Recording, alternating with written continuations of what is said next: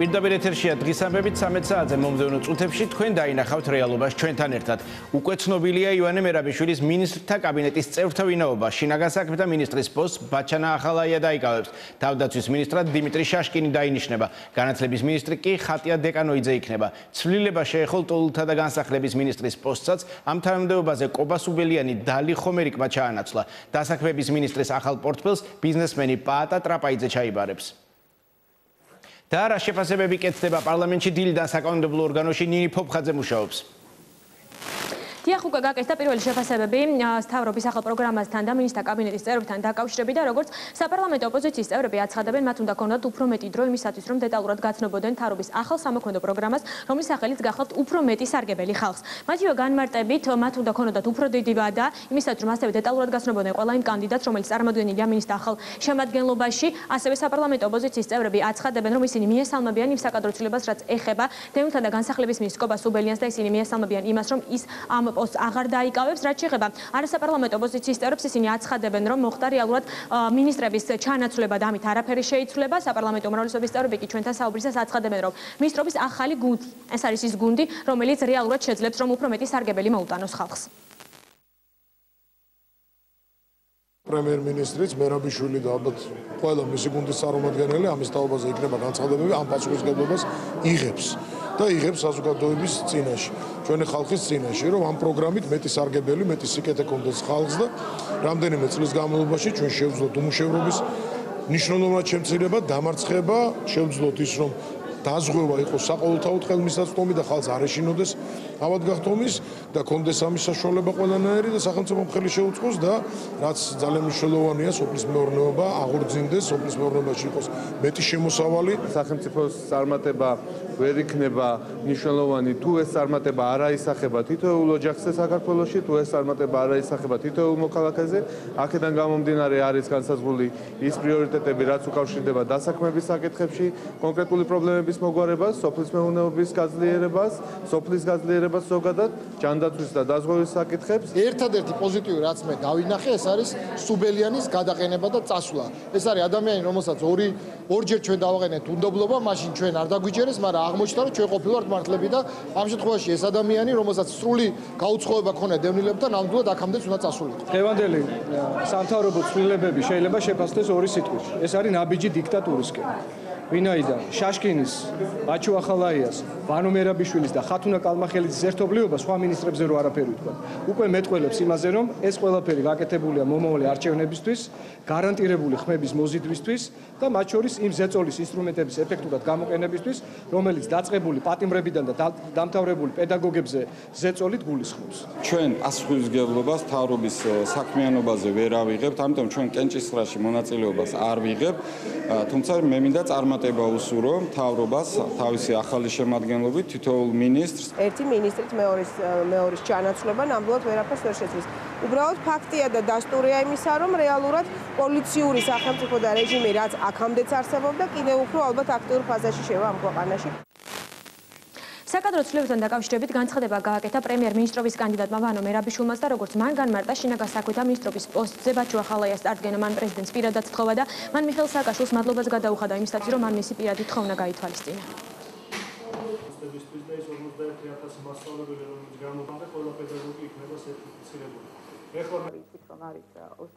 მე გულგრილი რა თქმა უნდა ვერ ვიქნები შინაგან საქმეთა სამინისტროს ბედზე და მე მიმაჩნია, რომ ბაჩუ ახალაია შეძლებს არის საუკეთესო კანდიდატურა, რომ შეინარჩუნოს და გააგრძელოს ის გზა, ის რეფორმები, ის მიმართულება, რომელიც ჩემი შინაგან საქმეთა მინისტრის დროს ჩვენ სამინისტროს ჰქონდა აღებული. მე მაქვს გარანტია, მე ვარ დარწმუნებული, რომ ბაჩუ არის საუკეთესო კანდიდატურა და მე ძალიან მიხარია, რომ ჩემი ინიციატივა მხარდაჭერა იქნა პრეზიდენტის მიერ.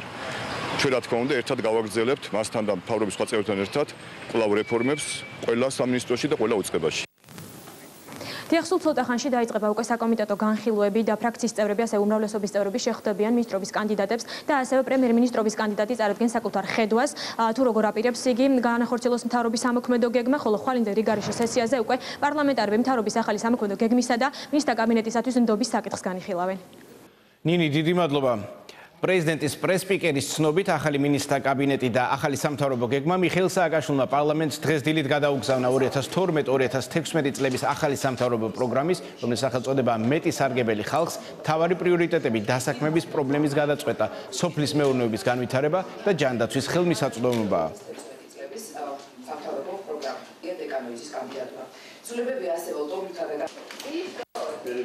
ცვლილებები შეეღო შინაგან საქმეთა სამინისტროს და ამ თანამდებობაზე წარდგენილია თავდაცვის ყოფილი მინისტრი ბაჩანა ახალაია. თავდაცვის მინისტრის პოსტზე წარდგენილია დიმიტრი შაშკინის კანდიდატურა, განათლებისა და მეცნიერების მინისტრის თანამდებობაზე ხატია დეკანოიძის კანდიდატურა.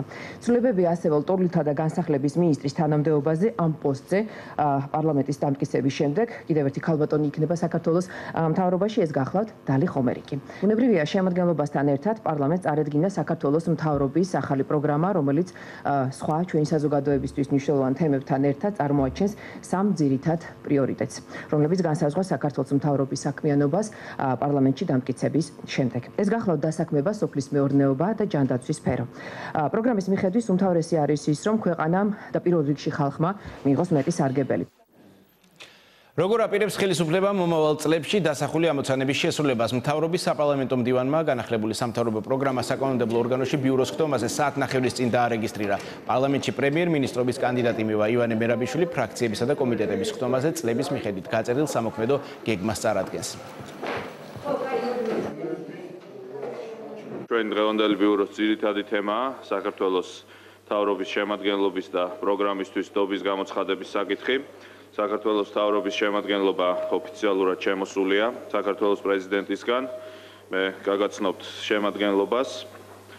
საქართველოს მთავრობის შემადგენლობა: პრემიერ-მინისტრი ივანე მერაბიშვილი, განათლებისა და მეცნიერების მინისტრი ხატია დეკანოიძე, გარემოს დაცვის მინისტრი გიორგი ხაჩიძე, ეკონომიკისა და მდგრადი განვითარების მინისტრი ვერა ქობალია, ენერგეტიკისა და ბუნებრივი რესურსების მინისტრი ალექსანდრე ხეთაგური, თავდაცვის მინისტრი დიმიტრი შაშკინი, იუსტიციის მინისტრი ზურა ვადეიშვილი, კულტურისა და ძეგლთა დაცვის მინისტრი ნიკოლოზ რურუა, ოკუპირებული ტერიტორიებიდან იძულებით გადაადგილებულ პირთა განსახლებისა და ლტოლვილთა მინისტრი დალი ხომერიკი, საგარეო საქმეთა მინისტრი გრიგოლ ვაშაძე, შინაგან საქმეთა მინისტრი ბაჩანა ახალაია, სოფლის მეურნეობის მინისტრი ზაზა გოროზია, ფინანსთა მინისტრი დიმიტრი გვინდაძე, შრომის ჯანმრთელობისა და სოციალური დაცვის მინისტრი ზურაბ ჯიაბერაშვილი, სასჯელახსრულების პრობაციისა და იურიდიული დახმარების საკითხთა მინისტრი ხათუნა კალმახელიძე, რეგიონული განვითარებისა და ინფრასტრუქტურის მინისტრი რამაზ ნიკოლაიშვილი, სპორტისა და ახალგაზრდობის საქმეთა მინისტრი ვლადიმერ ვარძელაშვილი, სახელმწიფო მინისტრი ევროპულ და ევროატლანტიკურ სტრუქტურებში ინტეგრაციის საკითხებში გიორგი ბარამიძე, სახელმწიფო მინისტრი რეინტეგრაციის საკითხებში ეკა ტყეშელაშვილი, სახელმწიფო მინისტრი დიასპორის საკითხებში მირზა დავითაია და ბოლოს დასაქმების სახელმწიფო მინისტრი პაატა ტრაპაიძე. ეს გახლავთ საქართველოს მთავრობის შემადგენლობა, რომელიც პრეზიდენტის მხრიდან იქნა გადმოგზავნილი პარლამენტში და პრეზიდენტი ითხოვს კონსტიტუციის მე-80 მუხლის მეორე პუნქტის შესაბამისად პარლამენტმა განიხილოს წარმოდგენილი შემადგენლობისთვის დობის გამოცხადების საკითხი. გარდა ამისა, შემოსულია საქართველოს მთავრობის პროგრამა, რომელიც უკვე დარიგებულია შესაბამისი ფრაქციების და კომიტეტებისთვის. პროგრამის სახელწოდება მეტი სარგებელი ხალხს და პრემიერ-მინისტრობის კანდიდატი ბატონი ივანე მერაბიშვილი ითხოვს, რომ კონსტიტუციის მე-80 მუხლის შესაბამისად პარლამენტმა განიხილოს წარმოდგენილი პროგრამა მეტი სარგებელი ხალხს დობის გამოცხადებასთან დაკავშირებით.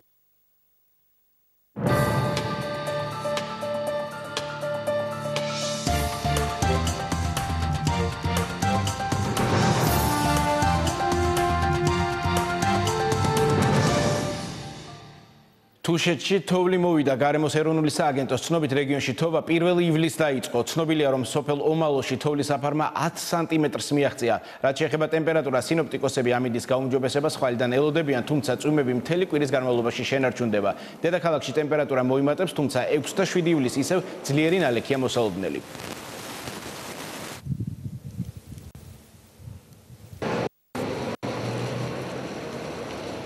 ამერიკის შეერთებული შტატების კონგრესის 6-კაციანი დელეგაცია ორდღიანი ვიზიტით თბილისში იმყოფება. დელეგაციის წევრები არასაპარლამენტო და საპარლამენტო ოპოზიციის წევრებს დახურულ კარს მიღმა შეხვდნენ. დღესვე დელეგაციის წევრები კერძო სამედიცინო კლინიკას დაათვალიერებენ. ვიზიტის ფარგლებში სტუმრები ამერიკელი და ქართველი ჯარისკაცების ერთობლივ წვრთნასაც დაესწრებიან. დელეგაციას კონგრესმენი ბილ შუსტერი ხელმძღვანელობს. კონგრესმენი შუსტერი ყოველთვის იყო და რჩება იმ ადამიანად, იმ კონგრესმენად, რომელიც აქტიურად უჭერდა მხარს საქართველოს სამხედრო რეფორმას, საქართველოს დემოკრატიულ რეფორმებს და მნიშვნელოვანი იყო, სწორედ არჩევნების წინ ამ პერიოდში ეს დელეგაცია მისი ხელმძღვანელობით ჩამოვიდა საქართველოში. ჩვენ ვისაუბრეთ წინა საარჩევნო გარემოზე, ვისაუბრეთ იმ შეთანხმებაზე, რაც შედგა საარჩევნო კოდექსთან დაკავშირებით და ის თუ რა მოლოდინები გვაქვს ჩვენ და მათ მომავალ არჩევნებთან დაკავშირებით. ვისაუბრეთ იმაზე, რომ ამ ირაციონალიზმის შემოტევაში, რომელიც აშკარად სახეზი არის, დაპირებების მთელ კასკადში, რომელიც რეალობას ძალიან მოწყვეტილია ყველა მხრიდან, რამენერად დაეხმარონ ქართულ საზოგადოებას, რომ არ დაიკარგოს საღი მარცვალი, რაციონალური მარცვალი და რეალურად არჩევანი გაკეთდეს მართლაც იმ პოლიტიკურ პროგრამებს, ეკონომიკურ პროგრამებს, სოციალურ შეთავაზებებს შორის, რომლის განხორციელებაც არის შესაძლებელი ჩვენი ქვეყნისთვის. იტალიაში სპეცოპერაციის შედეგად 24 წლის საქართველოს მოქალაქე დააკავეს. დაკავებულმა მეგამარკეტიდან 200 ევროს ღირებულების ელექტროტექნიკის მოპარვა სცადა. იტალიური მედიის ცნობით, ქურდობამდე ეჭვმიტანილი მარკეტში მეთვალყურეობის სისტემის გათიშვას შეეცადა. È scattata nella notte l'operazione dei riditorre del Greco contro la Camorra. ასევე მაღაზიების ქურდობა გახდა საქართველოს სამი მოქალაქის დაკავების მიზეზი. თურქეთშიც ადგილობრივი მედიის ცნობით დაკავებულებს ნაქურდალი ნივთები მაღაზიიდან სპეციალური დამზადებული ჩანთებით გადაჰქონდათ, რომელსაც დეტექტორები ვერ აფიქსირებდნენ. ამ დრომდე თურქული მედია მხოლოდ დაკავებულთა სახელებს ავრცელებს. ესენია 39 წლის დავითი, 47 წლის ტარიელი და 40 წლის ასევე დავითი. გავრცელებული ცნობით დაკავებულები სასამართლოს წინაშე უახლოეს დღეებში წარსდგებიან.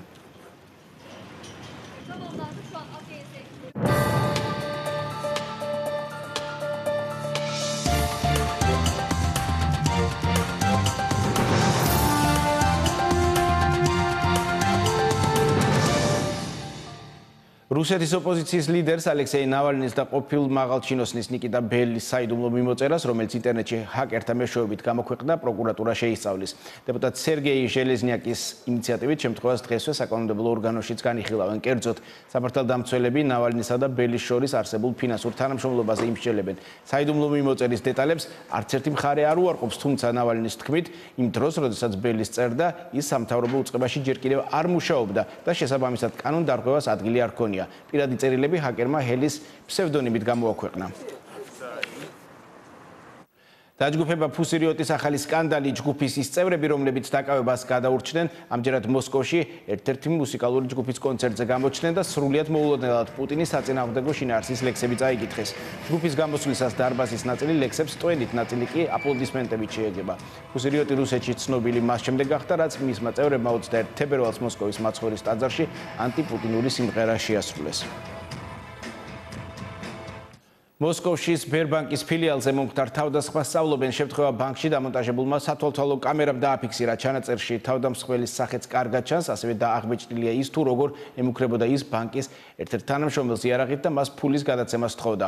როგორც მოგვიანებით გაირკვა, მამაკაცი ბანკის თანამშრომლებს სათამაშო იარაღით ემუქრებოდა. მთლიანობაში თავდამსხმელმა ბანკიდან 200,000 რუბლის გადაცემა მოახერხა. დიმიტრი მედვედევი კურილის კუნძულებს ეწვია. გავრცელებული ცნობით, რუსეთის პრემიერ-მინისტრი კუნძულ კუნაშირზე ვიცე-პრემიერთან და კიდევ რამდენიმე ოფიციალურ პირთან ერთად ჩავიდა ვიზიტის დაწყებამდე. დიმიტრი მედვედევმა აღნიშნა, რომ ყოველწლიური ვიზიტების ტრადიციის შენარჩუნებას რუსეთის ხელისუფლებისათვის დიდი მნიშვნელობა აქვს. კურილის კუნძულები რუსეთსა და იაპონიას შორის კვლავ დავის საგანია, რის გამოც მსგავსი ვიზიტები ორივე მხარეს პოლიტიკურ გზავნილად აფასებენ. სირიის პრეზიდენტი ჩამოგდებული თურქული სამხედრო ვერტმფრენის შესახებ კომენტარს აკეთებს. ბაშარ ალ-ასადის თქმით, ის შეშფოთებულია, რომ სირიის შეერაღებულმა ძალებმა ვერტმფრენის ჩამოგდება გადაწყვიტეს. პარალელურად ვითარება დაზაბული რჩება სირია თურქეთის საზღვარზეც, მას სულ უფრო და უფრო მეტი სირიელი დევნილი კვეთს. საზღვარს თურქის სამხედროები გაძლიერებულ რეჟიმში აკონტროლებენ. თვითმკვლელი ტერორისტის მიერ მანქანაში ნაღმის აფეთქების შედეგად ავღანეთში 7 ადამიანი გარდაიცვალა, 23 კი მძიმე დაშავდა. შემთხვევა ყანდაღარის უნივერსიტეტის მიმდებარე ტერიტორიაზე მოხდა. პოლიციის მიერ გავრცელებული ინფორმაციით დეტონატორებით სავსე მანქანას სამგზავრო ავტობუსი შეეჯახა, რასაც ფატალური შედეგი მოჰყვა. აფეთქებაზე კომენტარი ავღანეთის პრეზიდენტმა უკვე გააკეთა. ჰამიდ ყარზაის განცხადებით, შემთხვევა ქვეყნის გარეთ დაიგეგმა და ის ავღანელების წინააღმდეგ იყო მიმართული. მიწისძვრა იაპონიაში მიწისქვეშა ბიძგების სიმძლავრემ ტოკიოში 5.5 მაგნიტუდა შეადგინა, რამაც მოსახლეობის ნაწილში პანიკა გამოიწვია. გადაიდო რამდენიმე ჩქაროსნული მატარებლის რეისიც. მიწისძვრის ეპიცენტრი ტოკიოს ყურეში დაფიქსირდა. სპეციალისტების შეფასებით, ამ ეტაპზე ცუნამის საფრთხე არ არსებობს.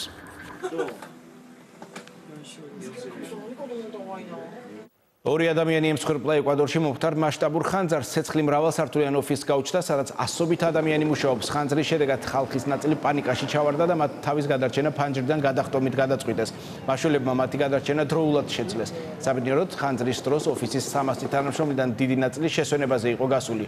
96 ადამიანმა მსუბუქი დამწვრობა მიიღო. ხანძრის გამოწვევის მიზეზი ამ დრომდე უცნობია. წყალდიდობა ბანგლადეშში გადაუღებელმა წვიმებმა ქვეყნის დასავლეთით ასობით სოფელი დატბორა. მოსახლეობა გადაადგილებას მხოლოდ ნავების საშუალებით ახერხებს. დახუცილია ათობით პირუტყვი და გადანადგურებულია მოსავალი. მაშველები ამ დრომდე რამდენიმე სოფელში მისვლას ვერ ახერხებენ. დაზარალებული ოჯახები უკვე მეორე დღეა საკვებისა და წყლის გარეშე არიან დარჩენილები.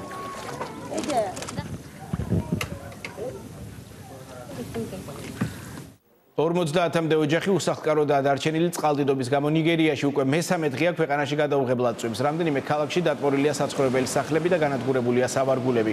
ქუჩებში გადაადგილება ამ დრომდე ვერ ხერხდება. წყობრიდან გამოსულია წყალგაყვანილობის სისტემა. გარდაცვლილთა შესახებ ინფორმაცია არ ვრცელდება. სამაშველო სამსახური 24 საათია რეჟიმში მუშაობს. სახელმწიფო სტრუქტურები ზარალს ითვლიან.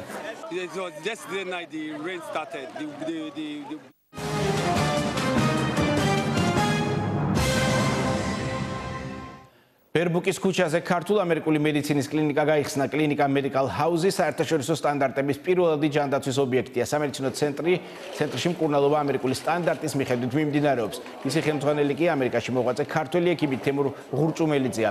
ახალ სამკურნალო ცენტრს დღეს თბილისის მერი ეწვია. გიგი უგულავამ კლინიკა დაათვალიერა და მომსახურების ხარისხს გაეცნო. 90-მდე პირველადი ჯანდაცვის, ანუ ასე ვთქვათ, ტრადიციულად როცა პოლიკლინიკას უწოდებთ, თუმცა ეს თავისი ფუნქციით გაცილებით მეტია ვიდრე პოლიკლინიკა.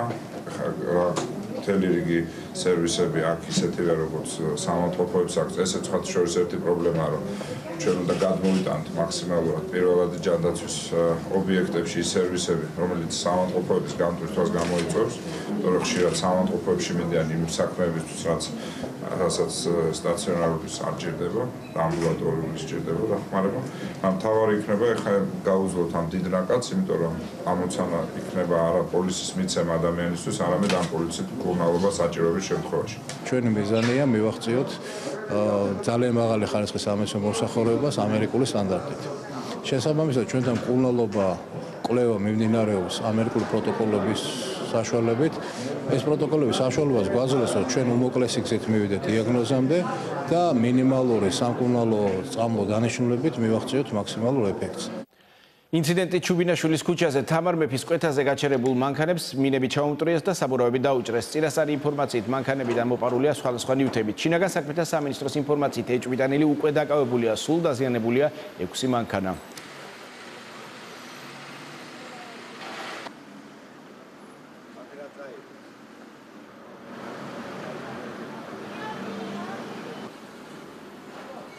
ასო ვიღაცამ ჩამოიარა და ამდენად დაჭერილი არისო და მე არაფერი არ გაგვიგია. შუშა აქ ჩაგდრეული გავიგე და გავაჩერე და გვიანო გამოვედი, ნახე ჩაგდრეული იყო შუშა. 23 წლის ბექაზარდიაშვილის მკვლელობის საქმეს ბალტიმორში პირველი მოსმენით 21 ივლისგან იხილავენ. ამავე სხდომაზე დადგინდება სასამართლო პროცესის დაწყების თარიღიც. ამის შესახებ ინფორმაცია ოჯახის წევრებს შეერთებულ შტატებში საქართველოს კონსულმა მაია ბართაიემ შეატყობინა. ეჭვმიტანილს მეორე კატეგორიის დანაშაულისათვის 25 წლით თავისუფლების აღკვეთა ემუქრება.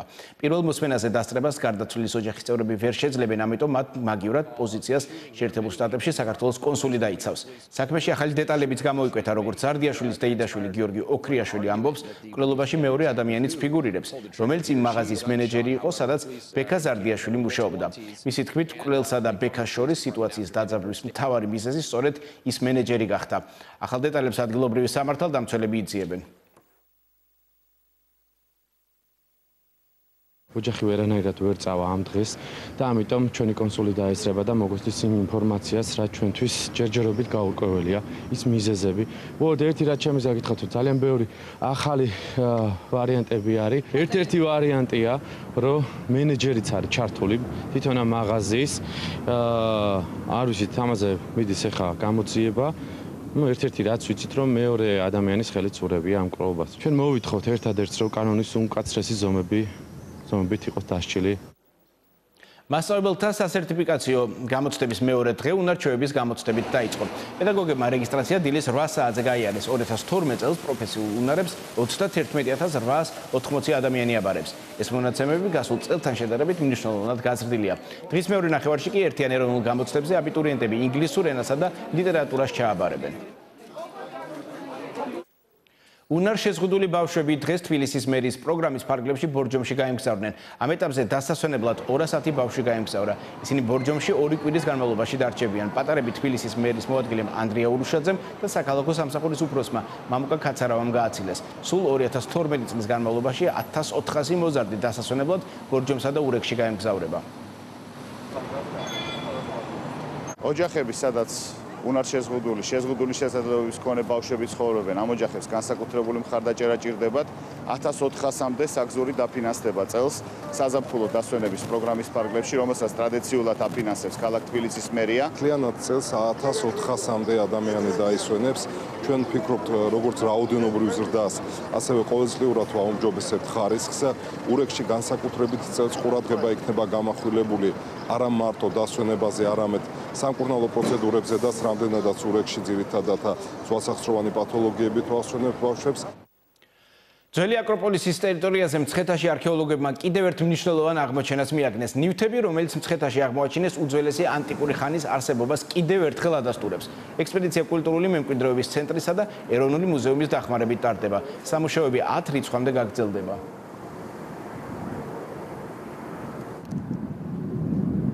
მიმდინარე გათხრების პროცესში მიკვლეული იქნა საზოგადოებრივი დანიშნულების რამოდენიმე ნაგებობის ნაშთი, ასევე წარმართული ტაძრის სენაკებში მიკვლეული იქნა ქვის დასამუშავებელი რკინის ინსტრუმენტები 30 ერთეულზე მეტი, რომელიც თარიღდება ახალი წელთაღრიცხვის დაახლოებით მესამე საუკუნით. ფესტივალი არტგენი 2012 ხალხური სიმღერის ინსტრუმენტალური მუსიკის და ქორეოგრაფიის ფესტივალი კახეთიდან ილიას ტბიდან იწყება. წლევანდელი არტგენის დევიზია გაუფრთხილდი ოჯახს, რომელიც ოჯახური ტრადიციებისა და კულტურული ფასეულობების გაფრთხილებას ითვალისწინებს და 10 ქვეყანას აერთიანებს. წლევანდელ ფესტივალზე საკუთარ ფოლკლორს სწორედ 10 ქვეყნის წარმომადგენელი წარადგენს. ანსამბლი ქართველო ჩამოყალიბდა დაახლოებით წელიწადნახევრის წინ ტექნიკურ უნივერსიტეტში. აქ შევიკრიბეთ ჩვენ პირველად და მას შემდეგ მოყოლებული ძალიან ბევრ კონცერტებზე, ფესტივალებზე გამოდივართ. ერთ-ერთია მაგალითად არტგენი. ჩვენ ვსხვერპლობთ მონაწილეობას. ჩვენ 2-3 ნომრით წარდგებით მაყურებლის წინაშე. ამ დროისათვის სულ ეს იყო რეალ ტივის საინფორმაციო სამსახური. მოკლე მიმოხილვით 15 საათზე ბრუნდება.